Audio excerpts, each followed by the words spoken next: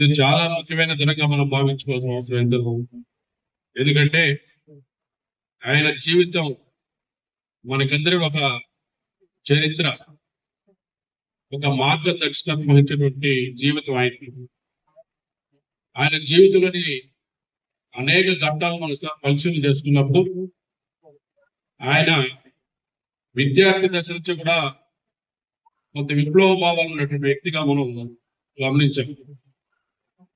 చిన్నతనం నుంచి కూడా సమాజం కోసం, సమాజ శ్రేయస్సు కోసం పాటుపడిన ఆలోచనతో మొదలుపెట్టిన ఆయన జీవితం భారతదేశంలో బ్రిటిష్ వారి అఘాయిత్యాలు చూసిన తర్వాత వారి వ్యతిరేకంగా పోరాటం ప్రారంభించారు. మొదటగా ఒక ప్రముఖ జర్నలిస్ట్ గా ఆయన గుర్తింపు పొందారు, రచయితగా గుర్తింపు పొందారు, అనేక పత్రికలు స్థాపించి నడిపించారు, విద్యా ఫౌండేషన్స్ ఏర్పాటు చేశారు, అదేవిధంగా విద్యా సంస్థలు ఏర్పాటు చేశారు.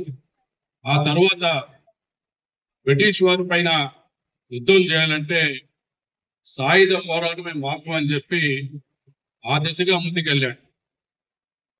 ఆ క్రమంలో స్వాతంత్ర ఉద్యమంలో గౌరవ మహాత్మా గాంధీ గారితో పరిచయం ఏర్పడిన తర్వాత ఆయన యొక్క భావజాలను అర్థం చేసుకొని సాయుధ పోరాటం పక్కన పెట్టి గాంధీ గారితో నడిచి మరి అహింసావాదం వైపు వచ్చి మరి స్వాతంత్రోద్యమంలో ప్రధానమైన పాత్ర పోషించారు.